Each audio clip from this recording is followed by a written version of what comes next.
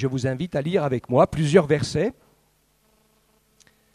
Donc bonjour à tous, aux internautes qui nous rejoignent, à tout le monde. On se retrouve ensemble autour de la parole du Seigneur. Et c'est vraiment un grand bonheur que nous avons de pouvoir ainsi partager cette parole de Dieu tous ensemble. Matthieu 11, à partir du verset 16, nous lirons Matthieu 11, du verset 16 jusqu'au verset 30. À qui comparerai-je cette génération ? Elle ressemble à des enfants assis sur des places publiques et qui appellent leurs compagnons en disant « Nous avons joué de la flûte et vous n'avez pas dansé. Nous avons chanté des complaintes et vous ne vous êtes pas lamentés.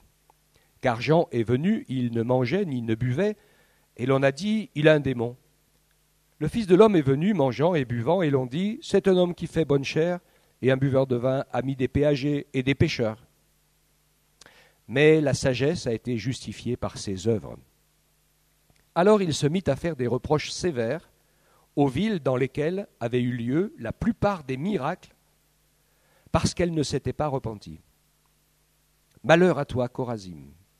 Malheur à toi, Bethsaïda. Car si les miracles faits au milieu de vous avaient été faits à Tyr et à Sidon, il y a longtemps qu'elles se seraient repenties avec le sac et la cendre. C'est pourquoi je vous le dis, au jour du jugement, Tyr et Sidon seront traités moins rigoureusement que vous. Et toi, Capernaum, seras-tu élevé jusqu'au ciel ? Non, tu seras abaissé jusqu'au séjour des morts. Car si les miracles faits au milieu de toi avaient été faits dans Sodome, elles subsisteraient encore aujourd'hui. C'est pourquoi je vous le dis, au jour du jugement, le pays de Sodome sera traité moins rigoureusement que toi. En ce temps-là, Jésus prit la parole et dit, « Je te loue, Père, Seigneur du ciel et de la terre, de ce que tu as caché ces choses aux sages et aux intelligents, et de ce que tu les as révélées aux enfants. Oui, Père, je te loue de ce que tel a été ton bienveillant dessein. Tout m'a été remis par mon Père, et personne ne connaît le Fils si ce n'est le Père. Personne non plus ne connaît le Père si ce n'est le Fils, et celui à qui le Fils veut le révéler. Venez à moi, vous tous qui êtes fatigués et chargés, et je vous donnerai du repos. Prenez mon joug sur vous et recevez mes instructions. Car je suis doux et humble de cœur, et vous trouverez du repos pour vos âmes, car mon joug est aisé et mon fardeau léger. » Amen. Il y a 3 parties différentes dans ce texte que nous avons lu ensemble ce matin. Le premier, qui est la réaction à la parole de Dieu. Nous allons voir ensemble dans quelques instants l'importance de notre âme, de notre esprit et de notre parole. Notre corps aussi est important, mais chaque partie a son sens et le corps, on s'en occupe bien en général puisqu'on vit dedans et que c'est lui qui nous fait ressentir les envies, les manques, trop chaud, trop froid, trop faim, hein, d'accord ? On l'écoute parfois beaucoup, trop par rapport, enfin c'est pas qu'on l'écoute trop, mais on n'écoute pas assez notre âme et notre esprit. Tout ce qui est dans la dimension de l'esprit.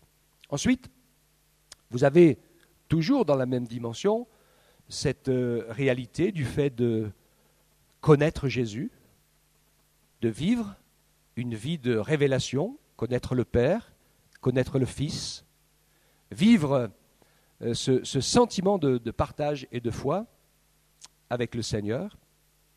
Et puis, le dernier point qui est de pouvoir saisir le secours du Seigneur dans toutes sortes de besoins qui sont les nôtres. Donc, regardons bien ensemble.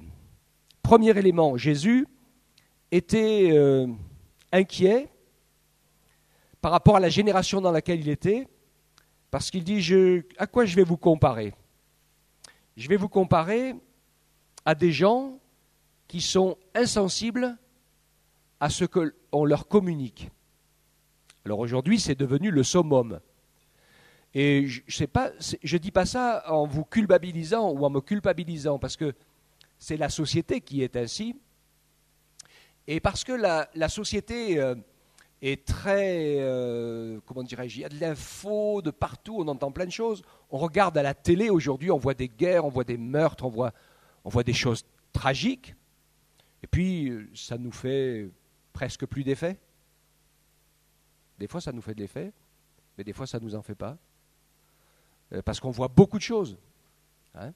Et je crois que c'est vraiment pas très bon ce qui se passe. Maintenant, nous, on a un remède. Nous sommes des gens de l'esprit. Et quand je dis des gens de l'esprit, je parle de l'esprit de Dieu, mais je parle de notre esprit aussi. Parce que nous sommes esprit, âme et corps. Et donc, si c'est facile de ressentir les besoins du corps, c'est beaucoup plus difficile de ressentir les besoins de notre âme et la situation de notre esprit. Et vraiment, mon message ce matin, c'est qu'on puisse vraiment s'occuper de cela. Vous remarquez ce que Jésus est en train de faire, ce que les gens sont en train de vivre. Quand je regarde le message de Jésus, c'est une parole de Dieu qu'il donne, la révélation de son Père, parole de salut, parole de délivrance, parole de grâce, parole de foi, parole de bénédiction, qui est une parole tellement puissante pour tout notre être, dont, je le crois, la dernière des répercussions de la parole de Jésus, le dernier impact au bout de la chaîne, c'est les bienfaits du corps. Les guérisons, les miracles. Personnellement, je suis convaincu de cela. Et on va le voir avec le message de Jésus. Hein? On va réaliser que l'ordre des choses. Et les hommes et les foules qui suivaient Jésus, comme tout être humain normal, ou êtres humains normaux, ils sont attirés en principal par les effets sur le corps. D'accord ?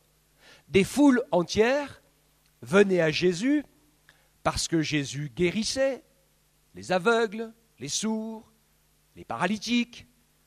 Il chassait de nombreux esprits mauvais. Et donc son œuvre dans le domaine physique était intense et forte. Et on s'aperçoit que, curieusement, sa parole, son enseignement, avait moins d'impact. Est-ce que vous savez quel était le premier message, j'oserais dire, la première prédication assez courte que Jésus donnait partout, à chaque fois qu'il arrivait dans un endroit?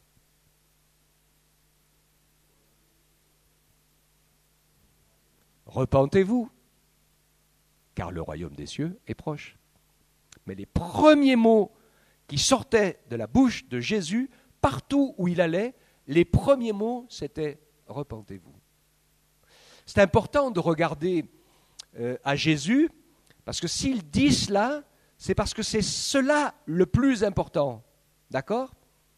Et pas ce qui se passe au bout de la chaîne, où le Seigneur, pour prouver la véracité de sa parole et l'authenticité de qui il est et de la puissance de la parole de Dieu, confirmait sa parole par des signes, des prodiges et des miracles. D'accord ? Alors, voyez-vous, il parlait de cette insensibilité. Oui, vous êtes comme des enfants sur des places publiques. On vient, on leur joue une jolie chanson et personne ne bouge. Alors si on va dans les pays du Sud, très au Sud, normalement, s'il y a quelqu'un qui se met à jouer quelque chose de joyeux, les gens vont se mettre à taper des mains, à danser, à faire la fête. Pas à Paris, hein. Et encore moins à Guéret. Si vous êtes quelqu'un qui joue sur la place publique, même s'il joue quelque chose de joyeux, les gens le regardent avec un air, qu'est-ce que c'est que cet être bizarre? Ok, hein?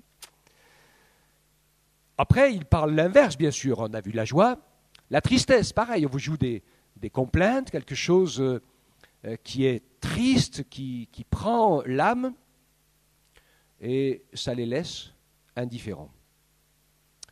Le Seigneur veut vraiment, je pense que c'est important, hein, quand je vois la parole du Seigneur, il parle des temps de la fin, et il dit quand on arrive au temps de la fin, l'amour du plus grand nombre se refroidira, le cœur devient insensible. Il est parlé même des enfants rebelles à leurs parents, des gens qui sont fanfarons, rebelles, blasphémateurs. Voyez-vous, hein? Alors, je ne sais pas si j'y arrive ce matin, mais je voudrais vraiment qu'on réalise ensemble l'importance, la priorité, le poids de la parole, des paroles, sur ce qui est physique. D'accord? Quand Jésus a pardonné les péchés du paralytique porté par 4 hommes, dont il a confirmé aux yeux de tous le pardon en le guérissant ensuite, je suis absolument certain que quand il a dit à cet homme « tes péchés te sont pardonnés », il a dû se passer quelque chose d'extraordinaire dans son cœur. Amen. Moi je me rappelle aussi le jour où le Seigneur Jésus m'a dit dans mon cœur « tes péchés sont pardonnés ». Vous vous en rappelez? Ce jour-là, c'est bien plus important que n'importe quoi d'autre qui ait pu se passer. Parce que, après ce jour-là, si j'étais mort, je sais que j'allais au ciel. J'aurais pu être peut-être muet, aveugle ou sourd, être guéri, réparé. Mais si j'entrais dans l'éternité en suivant, un peu comme les 10 lépreux, vous vous rappelez, hein, que Jésus a guéri, dont un seul est revenu sur ses pas pour donner gloire à Dieu. Hein. Donc, je veux ce matin de tout mon cœur, c'est vraiment le poids que j'avais sur mon cœur, qu'on puisse redonner du poids à la parole de Dieu, qu'on puisse redonner de l'importance à la prière, qu'on puisse prendre soin de son âme, qu'on puisse vivre des moments de communion avec le Seigneur, que nous puissions vivre une vie de l'Esprit qui nous permet d'être en communion avec Dieu par le Saint-Esprit. C'est plus important, bien plus important que le reste. Parce que parfois même, notre corps est malade simplement parce que le reste ne va pas. Est-ce que vous êtes d'accord avec ça? Pas toujours, hein, mais des fois. Des maladies psychosomatiques, hein, qui sont très difficiles à définir et qui sont pourtant très vraies, mais qui sont le résultat, en fait, d'une vie intérieure déplorable, où il n'y a rien qui se passe, où c'est la misère totale. Je veux vraiment laisser sur votre cœur ce matin l'importance de ce qu'on vit ensemble quand on adore Dieu, l'importance de ce que vous vivez, de ce que je vis, quand on prie le Seigneur, quand on lit sa parole. On est dans le domaine de la parole, on est dans le domaine de ce qui est à l'origine de tout. Avant, il n'y avait rien. Et la création matérielle, c'est rien du tout. Depuis qu'on a découvert l'ère atomique, hein, les gens vous diront enlevez tout le vide qu'il y a dans l'univers et la matière tient dans un dé à coudre et encore. Hein. Parce qu'en fait, la création, qu'est-ce que c'est la création matérielle? C'est un rien du tout sur lequel Dieu a soufflé par sa parole pour faire venir des choses qui n'étaient pas. Mais c'est que du temporaire. C'est complètement illusoire. On est d'accord avec ça? Hein? Et donc ça a un but précis, bien sûr, ça fait partie pour nous de la vie, mais ne devenons surtout pas des gens qui ne vivent que pour la matière, pour le matériel, pour les choses qu'on touche, pour les choses qu'on ressent, etc. Juste vivre pour son corps, c'est une catastrophe. On passe à côté de l'essentiel. Parce que de toute façon, notre corps, il retournera à la poussière, d'où il a été tiré. Amen. Donc attention au lissage des émotions, à l'habitude d'entendre les choses. On s'habitue à l'évangile. Quand on est chrétien depuis des années, on s'habitue. Il faut qu'on fasse attention à cela. C'est le premier reproche que Jésus a fait à la première église, qui avait tout bien, sauf que elle s'était habituée. Et elle n'était plus amoureuse de Jésus. C'est ça, hein? Le premier amour. En général, le premier amour, c'est celui-là. Hein? C'est l'amour amoureux, hein, qui fait des émotions et qui fait palpiter notre cœur quand on est dans sa présence. Et combien de croyants passent leur journée à se plaindre en faisant la somme de toutes les misères ou de toutes les douleurs. Je disais il n'y a pas très longtemps, oh là, quand on commence à attraper un certain âge et qu'on se retrouve, on commence à parler de nos maux, de nos douleurs, c'est pas bon signe ça. Hein. On a mal par-ci, on a mal par-là. Bon, vous connaissez le dicton, hein.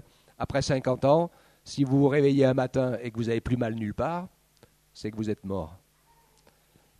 Hein. Donc, il faut passer à autre chose.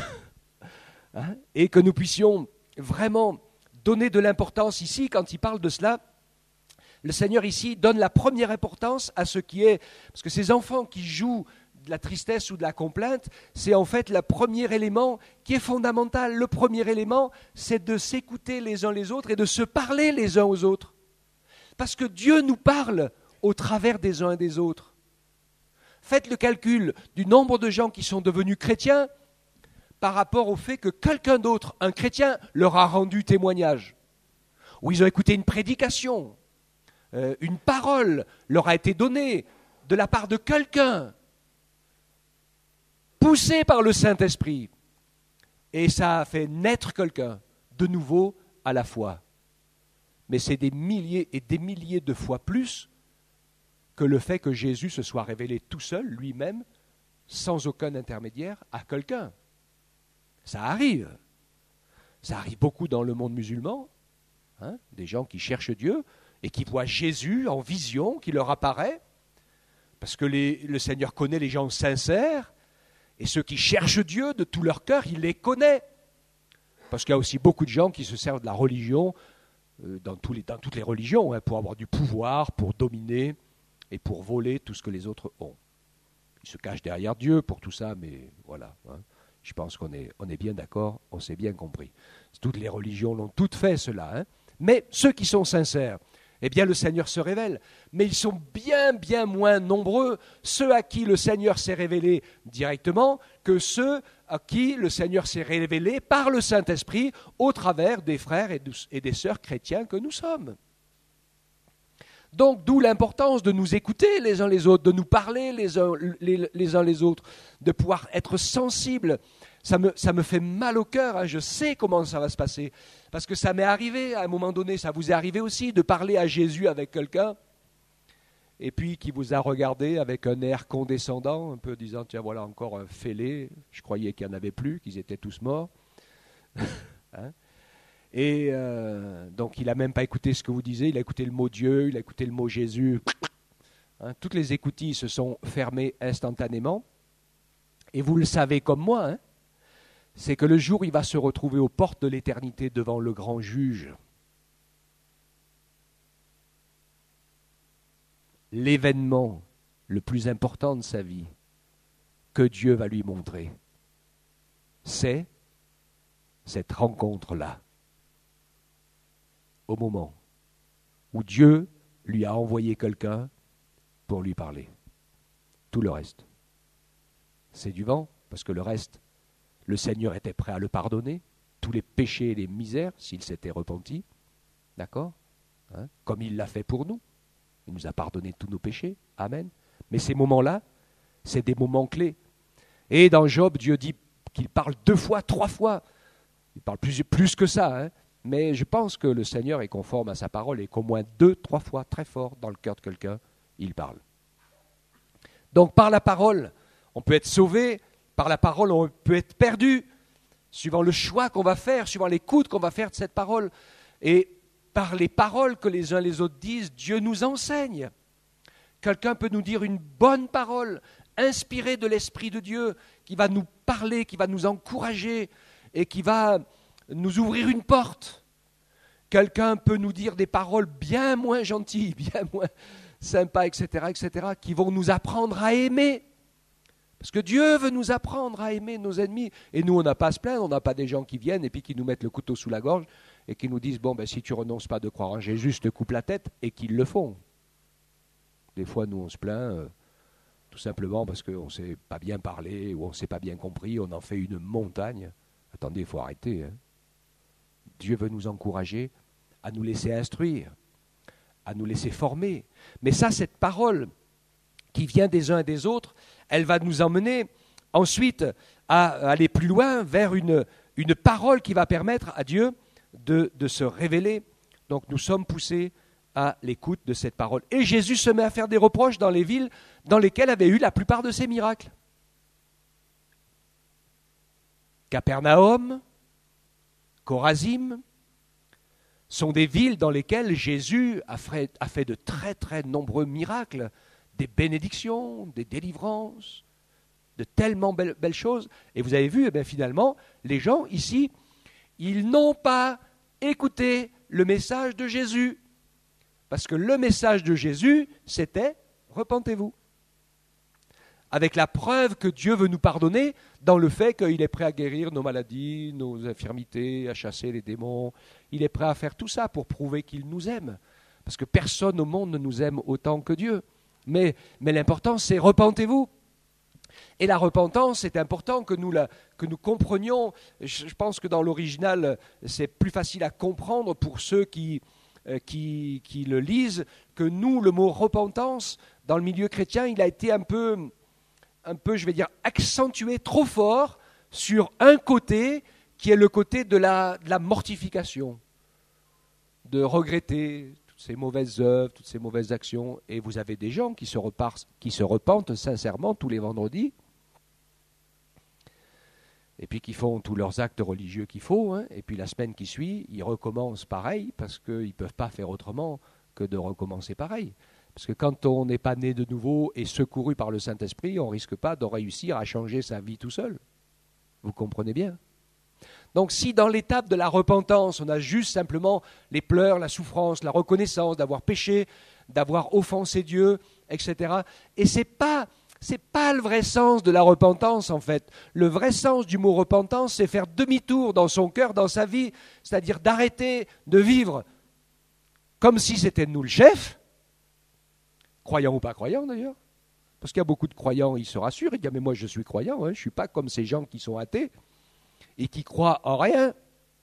Alors ils pensent qu'ils sont plus sûrs que Dieu soit avec eux, mais ils se trompent autant, parce que de toute façon, c'est toujours eux qui commandent. D'accord ? La repentance, c'est faire demi-tour et décider de suivre Jésus. Si je décide de suivre Jésus, c'est plus moi qui commande. D'accord ? Comme vous avez décidé gentiment, quelques-uns d'entre vous ce matin, de me faire plaisir, et donc vous avez changé de chaise en revenant par là. C'est gentil, c'est sympa et c'est bien.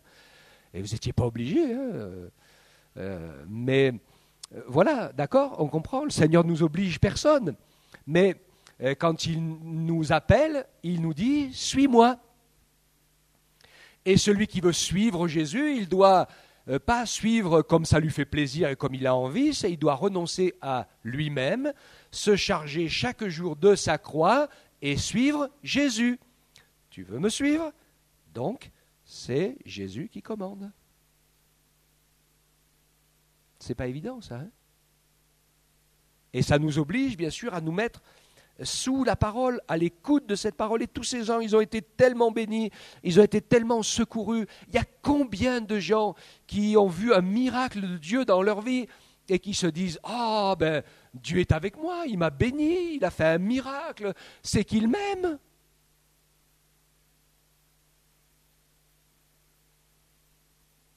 Ils n'ont jamais décidé de le suivre. Donc même s'ils ont vécu le plus beau des miracles, ils sont toujours perdus dans leur péché et au même point. D'accord ? S'ils ne sont pas revenus sur leurs pas pour glorifier Dieu, adorer le Seigneur et puis le suivre, eh bien, ils en sont toujours au même stade. Donc les belles œuvres de Jésus sont d'ordre physique, je dis, mais ne zappons pas le message, ne zappons pas la parole, soyons attentifs à ce que Dieu veut nous dire. Alors, Jésus prend la parole, et puis il dit « Je te loue, Seigneur, du ciel et de la terre », ça on arrive à la deuxième étape, de ce que tu as caché ces choses aux sages et aux intelligents et de ce que tu les as révélées aux enfants. Alléluia. Vous êtes là les enfants? Vous m'entendez là-bas? Je vous entends bien tous les deux enfants. Oui, c'est à vous que je parle. Là, et puis il y a aussi toi et puis toi. Il y en a pas mal d'enfants ce matin là. Il y en a par là? Non, ils sont tous de ce côté. Et il y en a un là aussi. Des enfants. Ah. Alors quand je lis la parole, je lis, vous l'avez lu comme moi, que le Seigneur veut se révéler aux enfants. Donc vous pouvez connaître Jésus. Vous m'écoutez bien tous là, les 4 ou 5 là ou 6? Vous pouvez connaître Jésus encore mieux que nous les grands. T'es d'accord? Il faut le vouloir, hein? Parce qu'évidemment, les enfants d'aujourd'hui, ils ont un petit désavantage par rapport aux enfants de l'époque.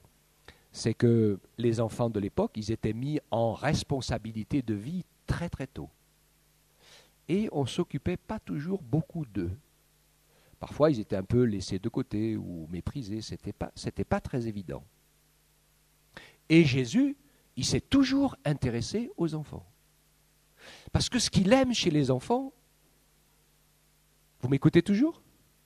Ouais, c'est leur foi. Capacité de croire, d'accepter. Vous pouvez rencontrer Jésus, naître de nouveau, être rempli du Saint-Esprit. Si vous le voulez, vous les enfants, c'est moins difficile pour vous que pour les adultes. Bien sûr, il faut le vouloir quand même. D'accord? Parce que si vous ne voulez pas, Jésus, il force personne. Personne qui ne veut pas. Ok? Mais à l'époque où les enfants avaient une vie pas si facile que ça, quand Jésus venait vers eux, s'adressait à eux, alors ils recevaient sa parole et leur cœur était touché et bouleversé. Voilà pourquoi le Seigneur dit que si nous ne devenons pas comme des enfants, nous n'entrerons pas dans le royaume des cieux. Donc le Seigneur nous encourage à redevenir comme des petits-enfants. Pourquoi? Parce que la connaissance de Jésus ne se fait pas de manière scientifique, de manière intellectuelle, de manière mathématique, en prouvant quoi que ce soit, mais la connaissance de Dieu par Jésus-Christ se fait par révélation. Révélation du Saint-Esprit. Esprit de Dieu à mon esprit. Une révélation, c'est un fait qui est évident, indiscutable, plus grand que moi. Jésus est là. Alléluia. Est-ce que nous sommes conscients qu'il est là ce matin? C'est vrai que si on le voyait en vrai, avec nos yeux physiques, je pense qu'on aurait tous le nez par terre dans le carreau. Hein? Parce que s'il vient en se cachant comme Monsieur Tout-le-Monde, ça va passer. Hein? S'il vient en se révélant comme il l'a fait à Jean dans le livre de l'Apocalypse, là ça va être dur à passer pour nous. Hein? Parce qu'il y a un tel décalage entre sa sainteté et nous. Mais il ne faut pas l'oublier, ça. Hein? C'est pas parce que Dieu est un Dieu d'amour, un Dieu gentil, un Dieu qui nous laisse venir à lui. Parce que s'il venait à nous, il y a des gens qui disent « Oh, mais si je voyais Dieu, je croirais en lui. » Et moi, je réponds toujours « Si tu voyais Dieu, tu serais grillé sur pied. » Ça ferait comme un mec qui monte au poteau électrique et qui touche les fils.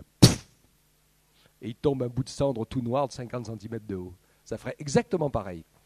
Dieu est tellement saint, tellement puissant, tellement parfait, qu'il n'y a aucun d'entre nous qui peut subsister dans sa présence. Donc il ne vient pas.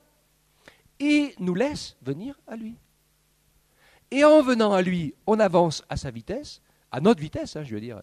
Et plus on en veut, plus on en aura. Et plus on en aura, et plus ça sera grand. Et quand je vois Moïse, il s'est approché de Dieu, il est monté sur la montagne, 2 fois 40 jours dans sa présence. À la fin, il est dit que Dieu se montrait à lui comme à un ami.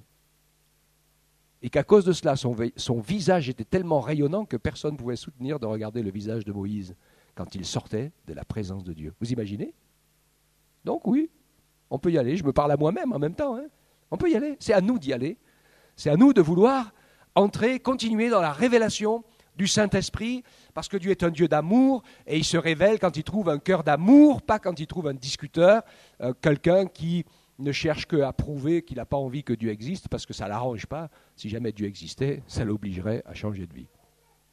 Donc tous les arguments sont bons pour essayer de dire mais non, Dieu n'existe pas, etc., etc. Pour nous, ce n'est pas cela. Amen. J'espère que ce matin, on reste dans la même pensée qu'à l'introduction. Aller à la recherche du Seigneur par notre esprit et par le Saint-Esprit, par la parole, pour qu'il prenne soin de notre âme, pour que notre être intérieur soit construit, pour que notre foi soit grandissante, pour que nous puissions, comme Moïse, avoir la vision de ce qui arrive. Il est parlé d'Abraham, il est parlé de Moïse, ils marchaient, ils avançaient comme voyant ce qui est invisible. Et je ne sais pas si les uns voyaient un peu Dieu ou pas trop, etc. Mais eux, ce qu'ils voyaient, ils avaient compris là où Dieu voulait en venir. Et ils savaient qu'il y avait un peuple, ils savaient qu'il y avait un temps, un peuple dans un endroit. Ils avaient bien compris ces choses et ils vivaient, ils agissaient, ils servaient Dieu dans le sens de devenir ce que Dieu avait prévu qu'ils deviennent. C'est quoi notre avenir à nous? Qu'est-ce qui va se passer? Qu'est-ce qui va se passer? Jésus revient. Et il va nous enlever et nous emmener avec lui. Est-ce que nous vivons chaque jour en ayant la vision de cela?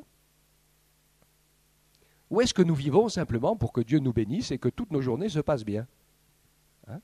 Est-ce qu'on prie, on vit, on réfléchit, on pense de ce que le Seigneur va faire parce qu'il va faire des choses avant de revenir? Il veut préparer son retour. Il veut se servir de nous pour préparer son retour. Il a un plan, il a des desseins. Ça devrait être uniquement cela l'objet de nos recherches et de nos prières. Et pas que le Seigneur s'occupe de nos petites affaires. Parce que si c'est ça l'objet de nos recherches et de nos prières, vous inquiétez pas, le Seigneur va s'occuper de nos petites affaires.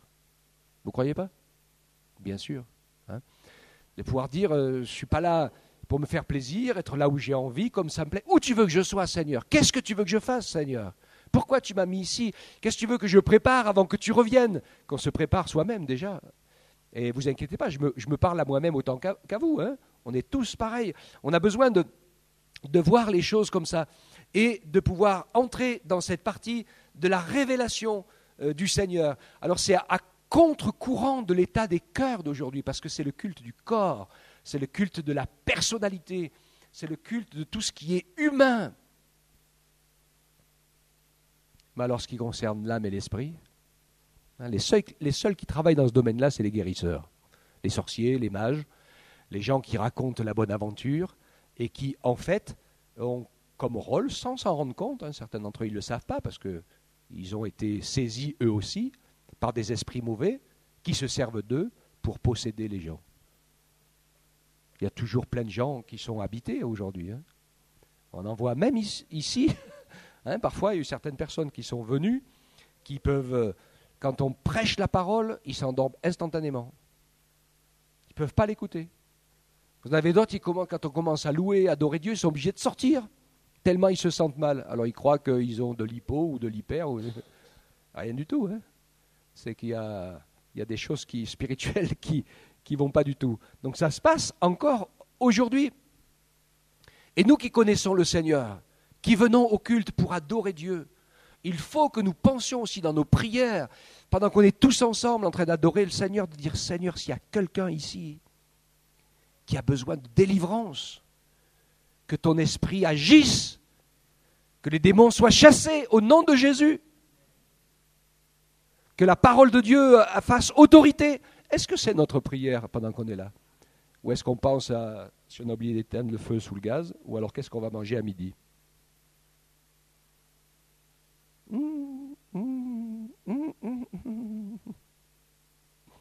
Ok?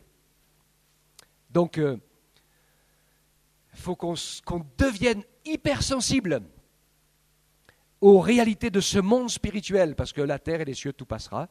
Le Seigneur en créera de nouveau, mais c'est par le Saint-Esprit et avec notre esprit que nous allons vivre dans sa présence. Amen. Donc Dieu nous encourage à vivre cela. Il veut que nous puissions donc être sensibles aux paroles qui s'échangent. Il veut que nous ne nous laissions pas entraîner par la folie de ce monde qui passe son temps à bassiner les gens. Je ne sais pas comment les gens font pour regarder la télé. Hier, avec Marie, on regardait un petit film. Alors, tous les 15 ou 20 minutes, il te balance 3-4 pubs. C'est infernal. C'est insupportable. Surtout qu'en plus, il y a des pubs, maintenant on ne s'en rend même plus compte, qui nous font passer la nouvelle manière immorale de vivre, avec les voix et les comportements, tout ce qu'il faut. Les gens sont manipulés. C'est impressionnant. Hein, nous, les chrétiens, il faut qu'on fasse vachement attention. Hein, que Dieu nous garde de nous laisser entraîner par ces choses-là. Donc, la sensibilité aux paroles, sensible à la parole de Dieu, sensible à ce que le Saint-Esprit est en train de faire, sensible aux œuvres de Dieu, à sa volonté, à son plan, plus qu'aux besoins de notre corps, vivre une révélation de Jésus qui est toujours renouvelée par l'action du Saint-Esprit et qui nous permette ainsi d'être secourus. Et puis, la dernière partie qui est de venir, comme Jésus disait, venez à moi, vous qui êtes fatigués et chargés, je vous donnerai du repos. Il y a des moments, hein, on est éprouvé, il y a des moments, c'est pas facile, il y a des moments, il y a des combats, on a besoin de son secours, on a besoin de sa grâce, et Dieu est là pour nous secourir. Amen. Hein? Faisons attention de ne pas toujours être dans cette situation de fatigué et de chargé, hein, parce que Dieu et le Seigneur Jésus nous a donné le repos. Donc nous devons apprendre aussi à vivre dans le repos de Dieu, malgré la vie trépidante et pas facile dans laquelle nous sommes. Mais la paix de Dieu et le repos de Dieu sont des états de notre âme. Et notre corps voudrait nous ramener à l'inquiétude, à le stress, à la pression, à tout un tas de choses. Ne nous laissons pas faire. Ne nous laissons pas faire. Il y a des choses qui sont secondaires. Il y a des choses qui sont prioritaires. Et ce que le Saint-Esprit est en train de faire jusque dans notre corps, qui est son temple, c'est prioritaire. Le reste, il y a des choses importantes, mais elles sont secondaires. Amen. Que Dieu nous aide à bien avancer dans ce sens-là. Prenez sur mon joug, sur vous, recevez mes instructions, car je suis doux et humble de cœur, et vous trouverez le repos pour vos âmes. Oui, si nous imposons par l'Esprit de Dieu à notre corps les vérités immuables des paroles de Jésus, des conseils du Seigneur, si nous vivons dans le bon sens, eh bien nous allons trouver le repos pour notre âme. Si on se met à vivre esprit, âme et corps, au lieu de vivre comme le commun des mortels qui vit corps, âme et esprit. Corps, âme et esprit. Hein? C'est-à-dire, il vit, c'est son corps, les besoins, les envies de son corps, dont il pense que ça va satisfaire son âme, mais ça n'arrive pas. C'est pour ça que les gens se retrouvent sous toutes sortes d'addictions, parce que vous n'allez pas trouver la paix de l'âme en vous mettant à fumer, à boire, ou à coucher avec n'importe qui, ou en faisant n'importe quoi, n'importe comment. Ça, c'est sûr. Hein, le corps le fait croire, ça, mais ce n'est pas vrai. Ça va être le contraire, ça va être la prison, ça va être l'addiction, ça va être la mort avant l'heure. Hein, ça va être une catastrophe, parce que l'âme, elle ne trouve de la paix que dans la communion avec Dieu par le Saint-Esprit. On peut faire ce qu'on veut, hein, mais ça ne marche pas autrement. Okay ? Alors quand ces gens ils fonctionnent corps, qui donnent ces directives à l'âme, ils sont complètement explosés et ils ne se rendent pas compte en fait qu'au lieu d'être que leur esprit eh bien, se fait embobiner par les esprits mauvais. Et de là, toutes sortes de choses. Les gens vont voir les guérisseurs, ils consultent leur horoscope, ils sont friands de tout un tas de choses. Et moi je connais ceci, et moi je connais cela. Et c'est très curieux, hein, ces gens-là. Quand vous leur parlez de Jésus, c'est comme si vous jetez du vinaigre sur une blessure. C'est insupportable. D'accord, hein, parce qu'ils ne sont pas habitués à vivre avec l'Esprit de Dieu. Ils sont habitués à vivre avec les mauvais esprits, du matin au soir. Même s'ils ne sont pas tous habités, mais c'est comme ça que l'homme vit. Il gît, le monde entier gît sous la puissance du malin. On le sait. Hein. Donc Dieu nous a permis de vivre dans l'autre sens, esprit, âme et corps. Dieu est esprit. La personne la plus importante qu'il y a dans notre vie, c'est d'être rempli du Saint-Esprit, que notre corps devienne le temple de l'Esprit Saint qui va permettre à notre âme de trouver les réponses, de trouver la paix, de trouver le pardon de Dieu, de trouver l'adoption, d'avoir notre esprit, notre cœur, nos pensées, là je parle de notre esprit à nous, qui s'ouvre pour que la parole de Dieu devienne compréhensible et vivante. Alléluia. Combien d'entre nous, avant d'ouvrir notre cœur à Jésus, quand on lisait la Bible, ça voulait rien dire. C'était un livre scellé, fermé, incompréhensible. Et quand notre cœur a été touché par l'amour de Jésus, alors les paroles sont devenues comme de l'eau qui désaltère, comme du pain qui nous nourrit. Alléluia. Mais si nous sommes convertis depuis longtemps, ne soyons pas comme les gens du désert qui, après avoir bu de l'eau et mangé de la manne, disaient « Nous en avons marre de cette misérable nourriture » parce que ça faisait 40 ans qu'ils mangeaient la même.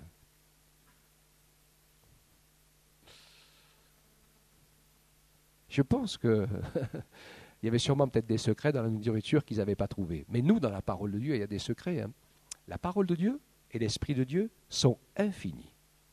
La connaissance de Jésus et de sa parole, vous ne pouvez pas me dire, ça y est, je sais maintenant.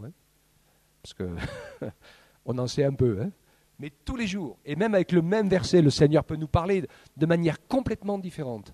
Donc je vais terminer là, mes frères, mes sœurs. Soyons attentifs à ces choses.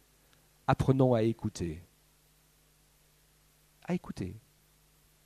Tendons notre oreille. Fermons-la aux mauvaises choses, mais ouvrons-la aux bonnes. Ça a toujours été le problème de l'homme d'ailleurs. Le premier précommandement de la loi, avant les 10 commandements, c'est « Écoute Israël ». Parce que tu entends, mais tu ne m'écoutes pas. Et souvent, nous, c'est comme ça aussi. Les soucis sont là, ils parlent très fort. Les inquiétudes sont là, ils parlent très fort. Toutes sortes de choses sont là, nos souffrances physiques ou morales ou autres sont là. Elles parlent très fort. Toutes ces choses parlent tellement fort qu'on n'entend pas, on n'écoute pas la voix de Dieu qui nous parle. Et ça, c'est à nous de nous discipliner. C'est à nous de nous mettre à l'écoute de la parole. C'est à nous de revenir à l'essentiel. C'est à nous d'être sensibles, de voir comment. Vous savez, je parlais de Job tout à l'heure, Dieu parle tantôt d'une manière, tantôt d'une autre, et l'on n'y fait pas attention. C'est tellement simple parfois. Le Seigneur nous parle par des choses toutes simples.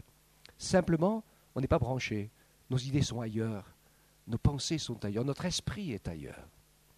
Et donc le Seigneur nous encourage vraiment à donner de l'importance à sa parole. Voyez, ne soyons pas comme ces gens du temps de Jésus, ils ont vu de multiples œuvres. C'est pareil aujourd'hui, quand le réveil de l'esprit a soufflé en France, il y a eu de très très nombreux miracles, ça fait 40 ou 50 ans aujourd'hui, quand il y avait Scott et les premiers évangélistes, combien de gens ont été guéris. Je me rappelle avoir écouté parler, avec mon épouse, on a connu une des témoins du réveil à Bordeaux. Ils ont fait des réunions au Temple du Ha, et dans d'autres salles publiques où il y avait 800, 900, 1000 personnes. Il y a eu de nombreux miracles qui ont été faits. Et après des mois et des mois de campagne d'évangélisation, d'annonce de la parole de Dieu, ils ont dit, tous ceux qui veulent devenir chrétiens et membres d'une église, on va fonder une église. Je crois qu'ils se sont retrouvés à 45 ou 50 pour pouvoir fonder l'église. Vous voyez la différence entre tous ceux qui venaient pour voir ce qui se passait et pour que Dieu les bénisse, et ceux qui étaient prêts à dire « Seigneur, nous avons reconnu que tu es le Messie, le Fils de Dieu et le Sauveur. Alors on veut te suivre, quel qu'en soit le prix que ça nous coûte. » Parce que c'est ça, la réalité. Amen. Que Dieu nous bénisse ce matin, qu'il nous bénisse dans notre esprit, dans notre âme. Ça suivra dans le corps. Et que Dieu nous permette d'ouvrir notre cœur, de ne pas être insensible. Que le Seigneur nous permette de ne pas nous laisser inonder par la folie des infos, des pubs et de tout ce qu'on nous raconte et ce qu'on nous dit dans ce monde. On est complètement submergé. C'est tellement une submersion que je me demande comment le Seigneur arrive à trouver du temps pour parler à notre cœur. Alors nous le faisons au travers de sa parole. Amen. Il est dit, ceux qui ont entendu la voix, parler de Daniel, ceux qui sont habitués, les sages, habitués à entendre la voix, ils sauront, ils entendront, ils comprendront les temps et les circonstances. Et nous qui sommes ses disciples, je pense que nous avons tout à notre portée pour que nous puissions entendre, pour que nous puissions voir et pour que nous puissions comprendre ce que Jésus est en train de préparer. Amen. Ça, c'est la priorité des priorités. Parce que Jésus revient très bientôt, il est à la porte, on le voit encore, hein. Chaque jour, on voit les signes annonciateurs de ces événements et on sait que la parole de Dieu n'a jamais défailli, ne s'est jamais démenti. Tout ce qui a été écrit et ce qui est écrit, c'est toujours accompli à la lettre. Et ce n'est pas aujourd'hui que ça va changer. Donc que le Seigneur nous permette ainsi de vivre vraiment dans cet esprit d'humilité, de repentance, de pouvoir dire oui Seigneur, je veux te suivre. Ce n'est pas la repentance, oh je ne suis pas capable, je pleure sur ma misère. C'est la repentance dans le sens Seigneur, je te suis. Je veux que ma vie soit remplie de toi, de ta parole, de ce que tu es en train de préparer.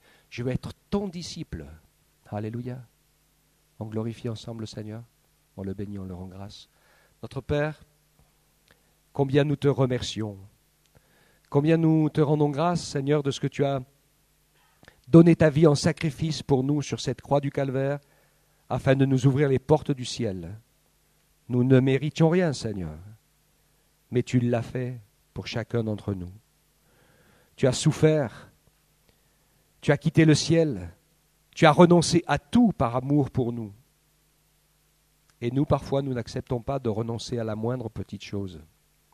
Fais-nous grâce, Seigneur, pour que ta parole et ton esprit prennent la priorité sur la matière, sur notre chair, sur nos envies, sur ce qui remplit nos cœurs et nos pensées. Car tu as dit, là où est ton trésor, là aussi sera ton cœur. Et si mon trésor, il n'est que dans les choses matérielles, alors mon cœur, c'est pour la perdition.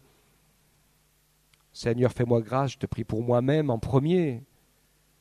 J'ai besoin de toi, autant que mes frères et sœurs, nous avons besoin de toi, Seigneur, pour que nos esprits et nos âmes s'ouvrent à la vraie nourriture, à la bonne nourriture, à la révélation des fils de Dieu.